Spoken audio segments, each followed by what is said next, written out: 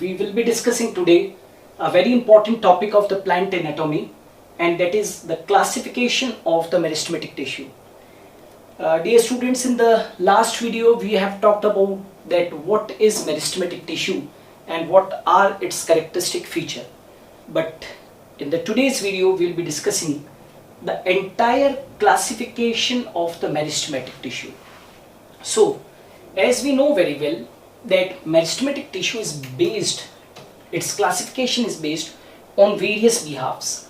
The first classification is classification based on origin and development. Classification of meristematic tissue based on origin and development. Okay. Now this based on origin and development, the meristematic tissue is classified into three categories. The number one is the promeristem. Number two is the primary meristem, and number three is the secondary meristem. Right? Now the number one is the promeristem. Promeristem is also called as primordial meristem. It is also called as primordial meristem. It is also called as eumeristem.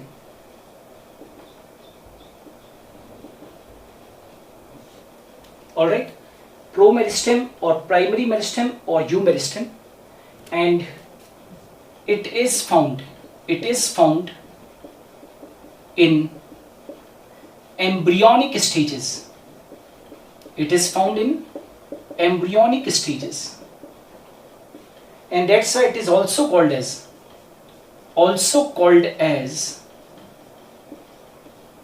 embryonic meristem. Also called as embryonic meristem. And what is the prime function? What is the prime function of this promeristem? That it forms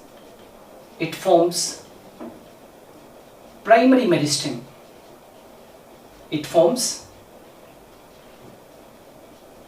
primary meristem.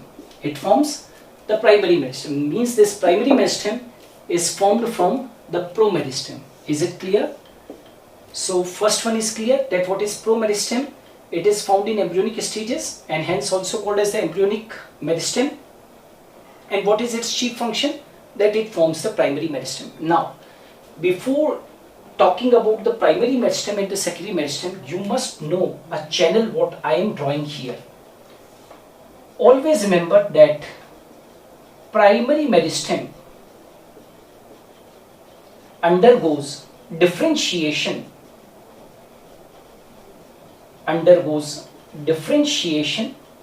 Again I am repeating, primary meristem undergo differentiation to form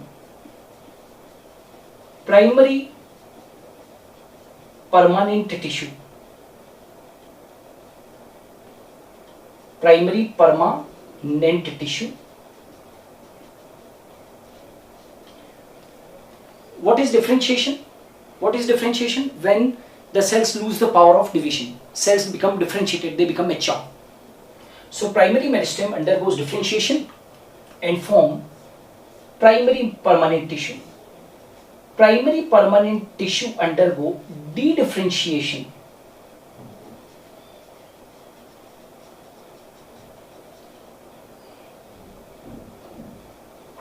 Means again they gain the power of division. Again they de-differentiate. Okay, again they gain the power of division and get converted into secondary meristem, and secondary meristem again show redifferentiation, again gets differentiated. Means it again show redifferentiation. It again show redifferentiation and forms secondary permanent tissue. Very, very important. So this channel must be very much clear, which the students are lacking. Always remember, primary meristem differentiate to form primary permanent tissue. Primary permanent tissue undergo again de-differentiation, means again they gain the power of the division and form the secondary meristem. Secondary meristem undergo redifferentiation and it forms the secondary permanent tissue. Is it clear? So now we can study the primary meristem.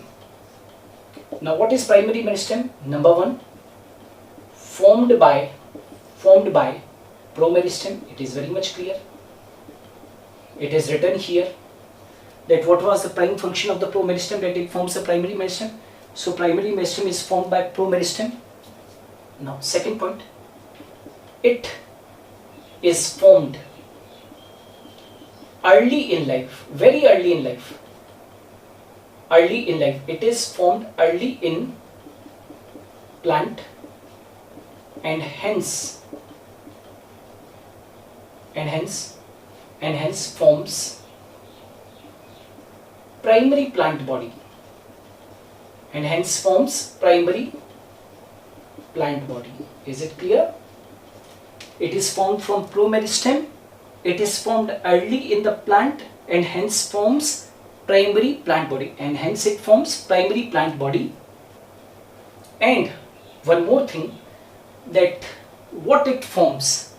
So it forms primary permanent tissue. Here it is written, it forms primary permanent tissue. It forms primary permanent tissue by differentiation. It forms primary permanent tissue by differentiation. Now, what are the examples? What are the examples of the primary meristem? What are the examples of the primary meristem? So, number one is apical meristem. Apical meristem. The second one is known as the intercalary meristem. Apical meristem and intercalary meristem, both are what? Both are very, very important.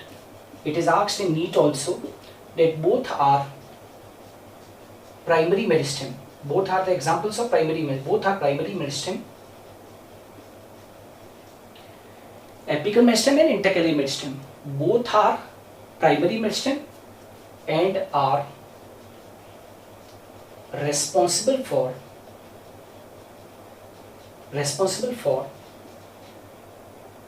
primary growth in plants.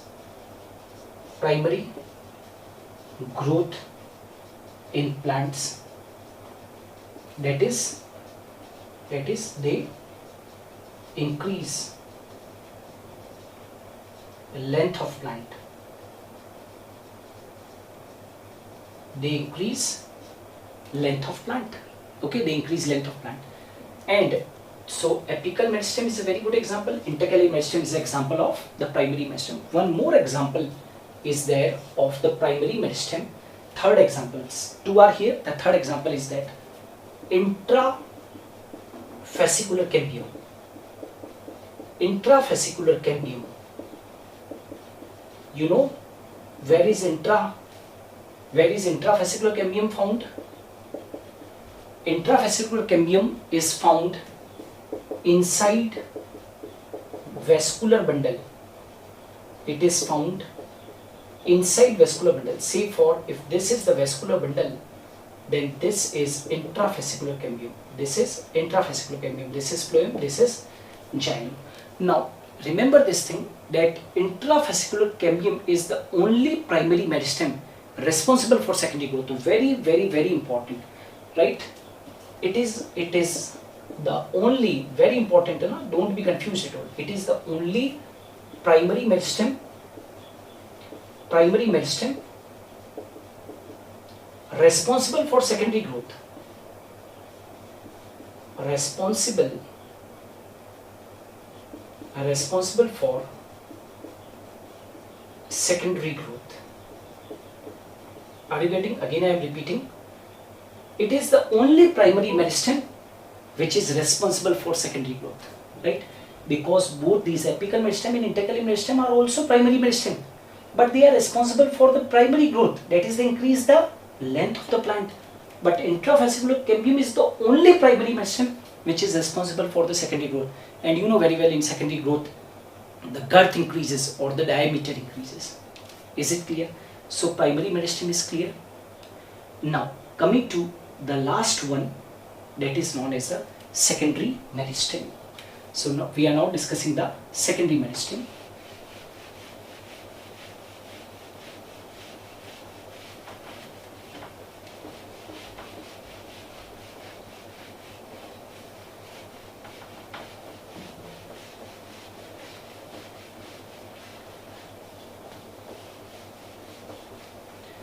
Now let's have a look at what is this secondary meristem.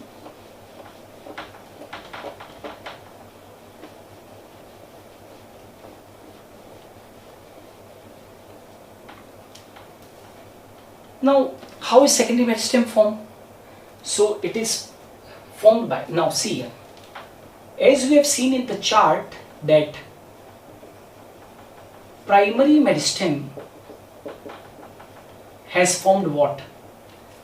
Primary meristem has formed the primary permanent tissue. Primary permanent tissue by the act of differentiation. And the primary and the secondary meristem, what you are studying just now.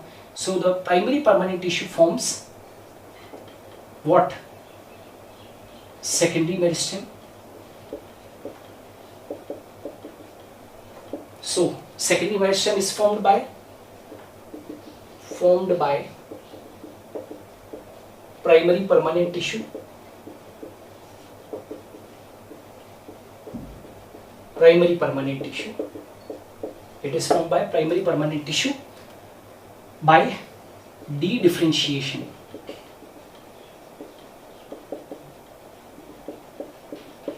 Now, what is the role of this one, the secondary permanent tissue? So, secondary meristem. So, secondary meristem forms secondary permanent tissue. It forms secondary permanent tissue by when the secondary meristem undergo redifferentiation. Very important, that's why I am writing again, redifferentiation, it forms secondary permanent tissue. So it forms secondary permanent tissue. Now the point to remember here is that the secondary meristem is formed later than primary meristem.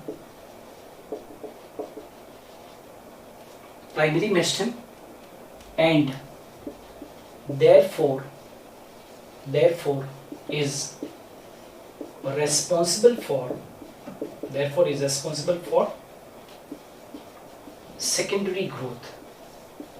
Therefore it is responsible for secondary growth. Therefore it is responsible for the secondary growth. Some examples of secondary meristem. Examples of secondary meristem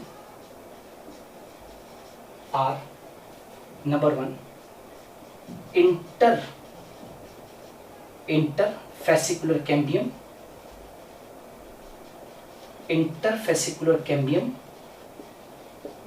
and cork cambium. Interfascicular cambium and cork cambium are the examples of the secondary meristem in dicot stem. In dicot stem, the examples of secondary meristem are cork cambium and interfascicular cambium. Now this is interfascicular cambium. In the primary meristem you have studied the intrafascicular cambium. Interfascicular cambium is found between two vascular bundle. It is found between two vascular bundles like this. Say for these are the vascular bundles. So in between the two vascular bundles, this one is the intervascular cambium, and this is intravascular cambium. This is intra, which is found within the vascular bundle, and this is intervascular cambium, which is found in between the two vascular bundles. And also I will be quoting an example: vascular cambium and cork cambium. Vascular cambium and cork cambium found in dicot roots. Vascular cambium and cork cambium found in dicot roots, and intervascular cambium and cork cambium found in the dicot stem are a very good example of the secondary meristem, while the apical meristem, intercalary meristem and the intravascular cambium were the best example of the primary meristem. Alright, and primary meristem by differentiation forms primary permanent tissue. Primary permanent tissue undergo dedifferentiation to form secondary meristem. Secondary meristem undergo redifferentiation to form secondary permanent tissue. So these were the three classifications, that is the promeristem, primary meristem and the secondary meristem. This was the classification based on origin and development. Now coming to the next classification of the meristematic tissue, and that is based on the position. You might have heard this one because it is the most common one, that is the classification of the meristematic tissue based on position.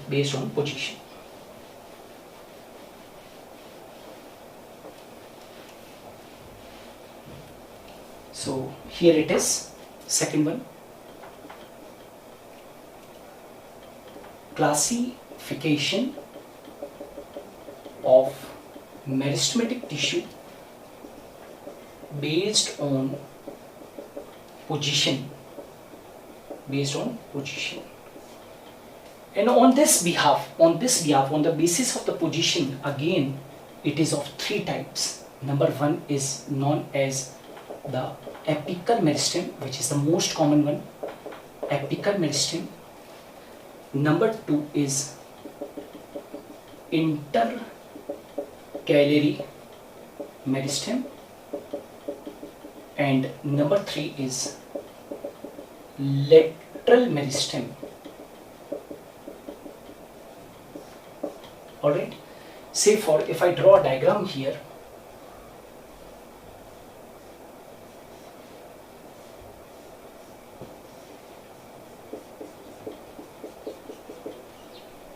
from here the leaf arise,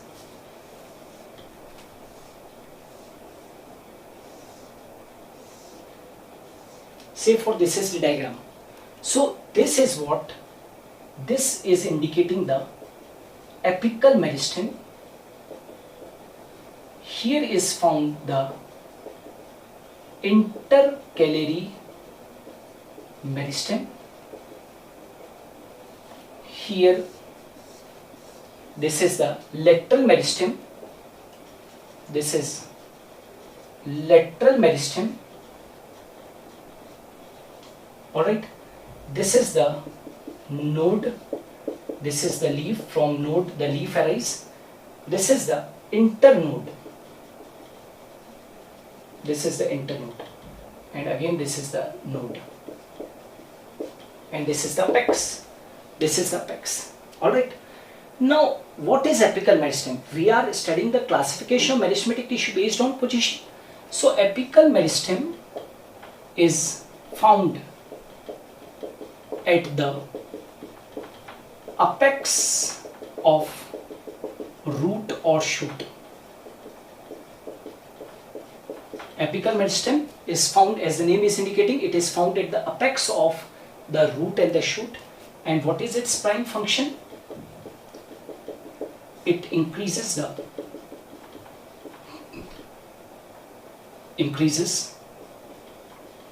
length of plant. Is it clear? Apical meristem is found at the apex of the root or the shoot, And what is its prime function? That it increases length of the plant. It is primarily concerned with increasing the length of the plant. Now, intercalary meristem, this is very important. It is a part of apical meristem. It is basically a part of the apical meristem. It is a part of apical meristem separated during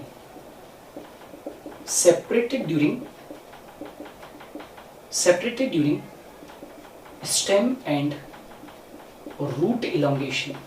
So intercalary meristem is also the part of the apical meristem, which is separated during the stem and the root elongation. Alright, and therefore it also increases length of the plant. It also increases the length of the plant. This intercalary means what? Found in between. So this tissue is found in between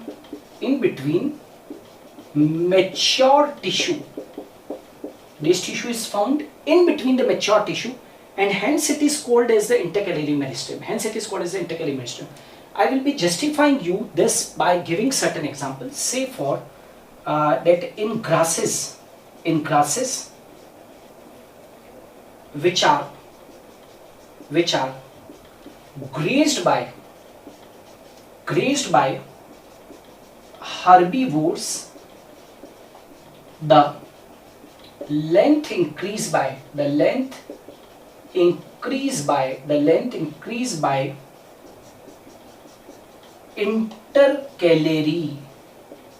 meristem. The length increased by intercalary meristem. You know very well that grasses are grazed by, say for if this is the grass, and if it is grazed by some herbivore, say for if it is grazed, then again it will increase in length. You have seen because of the activity of the intercalary meristem. Because you must know this thing, that in grasses intercalary meristem is found, but apical meristem is not found. And if apical meristem is not found, then who will increase the length in the grasses? So the length in the grasses will be increased by intercalary meristem. Also, one more thing. Also, intercalary meristem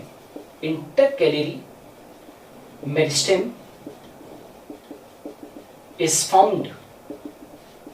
found at base of leaf. Example, pinus. This question was asked in the NEET exam, that at the base of the pinus leaf which meristem is found. So the intercalary meristem is found. This one was important. Alright, and also it is found at base of node. Example is mint. It is also found at base of internode. Very, very important. Base of internode. Say for grasses, bamboo, and sugarcane, right? So altogether intercalary meristem is also meant for increasing the length of the plant. Now coming to the third one, which is very, very important one, and that is known as the lateral meristem. Now lateral meristem, very, very important one. As the name is indicating, and you have seen in the diagram, that it is found at lateral sides of plant organs. It is found at lateral side of the plant organs. And what is its chief function? It increases width or the girth of the plant. See, intercalary meristem and primary meristem were intercalary meristem and the apical meristem were increasing the length of the plant. They increase the girth of the plant like this type, right? And hence they are responsible for secondary growth. You have seen that apical meristem and the intercalary meristem were concerned with the primary growth of the plant. There are two types of the growth in the plant. Primary growth, in which the plant increases like this type, and in secondary growth the plant increases like this type. So here they are responsible for the secondary growth. And this lateral meristem is of two kinds. One is known as the primary lateral meristem,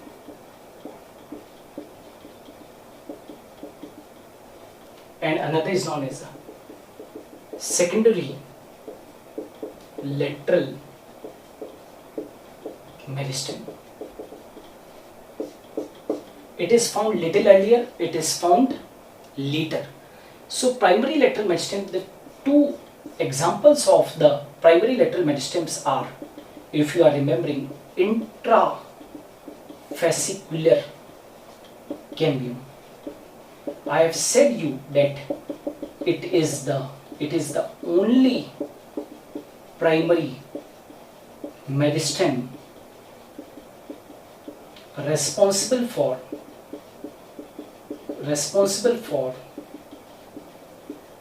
secondary growth, and intrafascicular cambium is found within vascular bundle. VB means vascular bundle. And the second example of the primary lateral meristem is the marginal meristem. Marginal meristem, it is found at margins of leaf blade. It never increases the thickness, but it expands the leaf. It expands the leaf, but never increase thickness.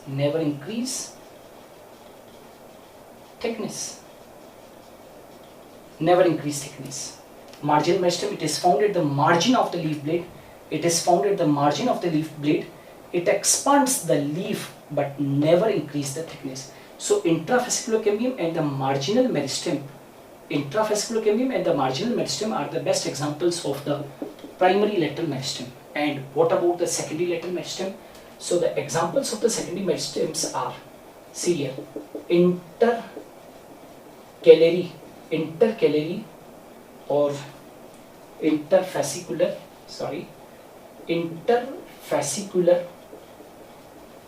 cambium, which is found in between the vascular bundle, interfascicular cambium, and cork cambium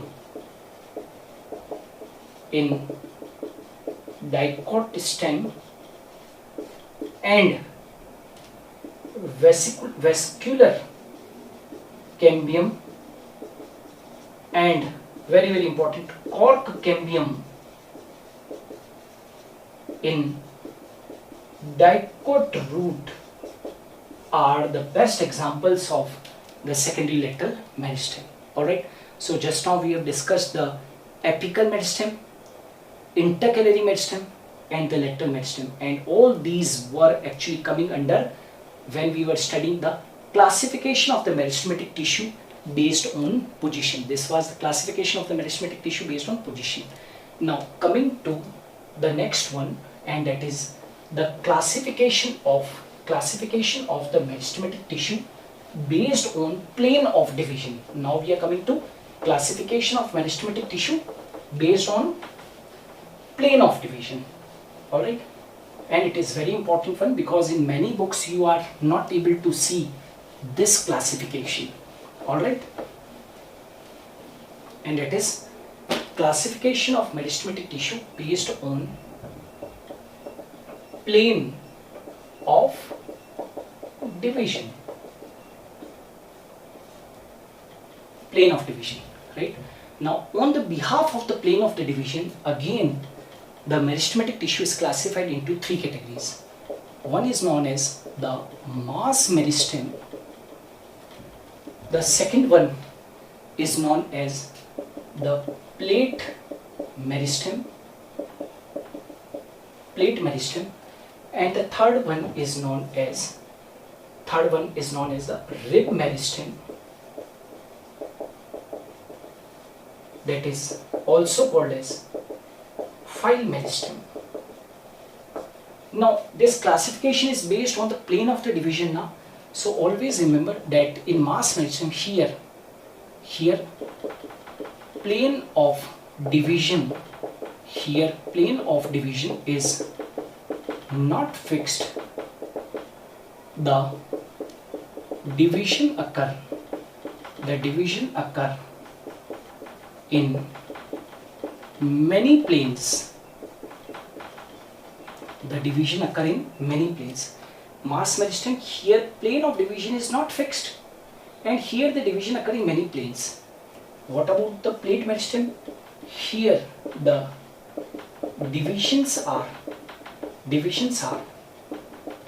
anticlinal. What is anticlinal division? Division which occur perpendicular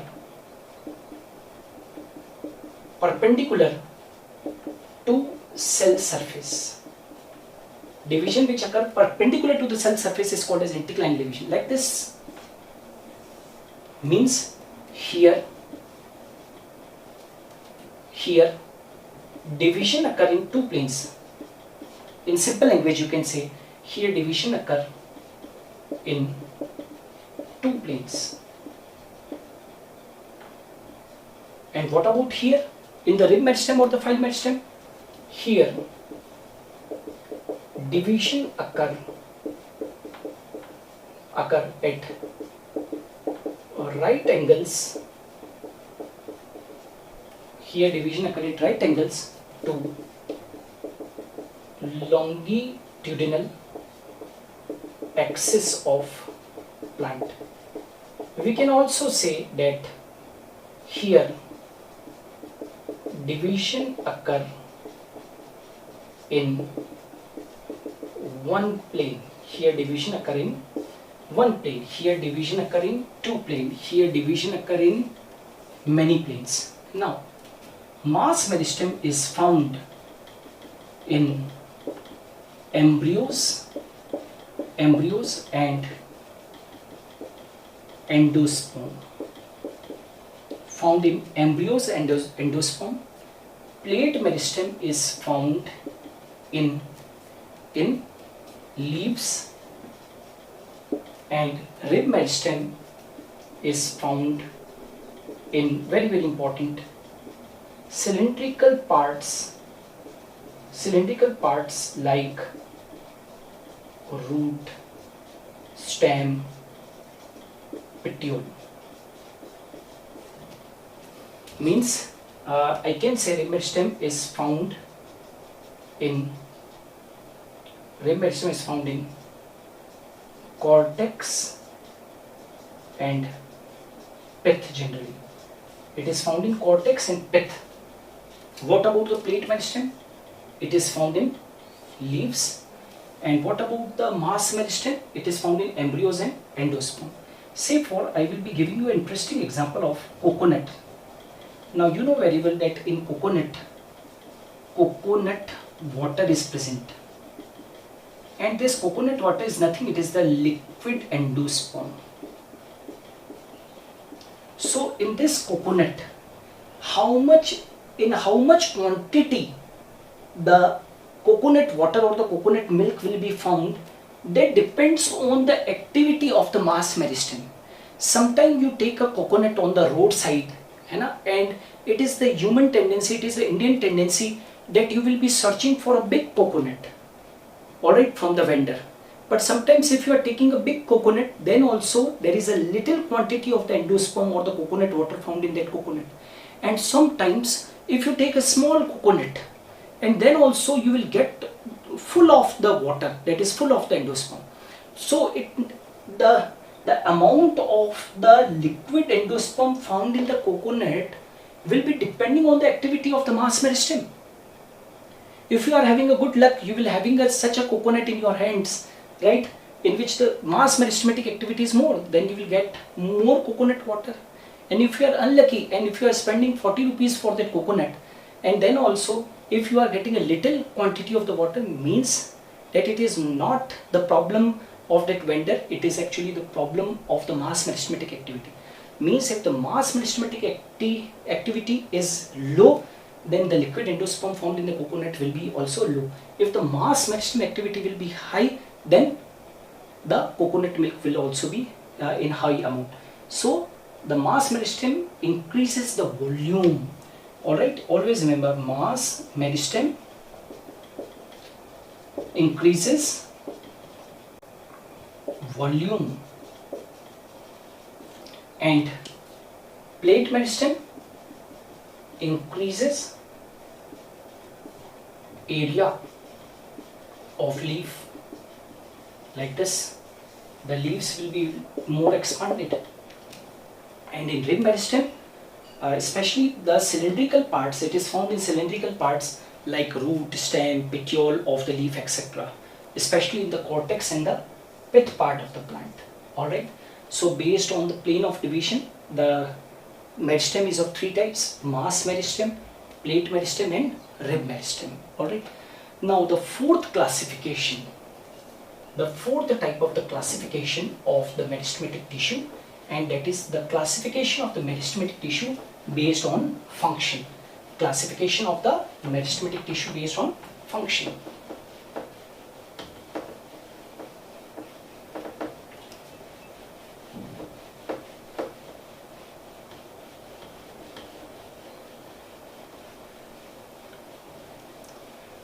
Classification of meristematic tissue based on function.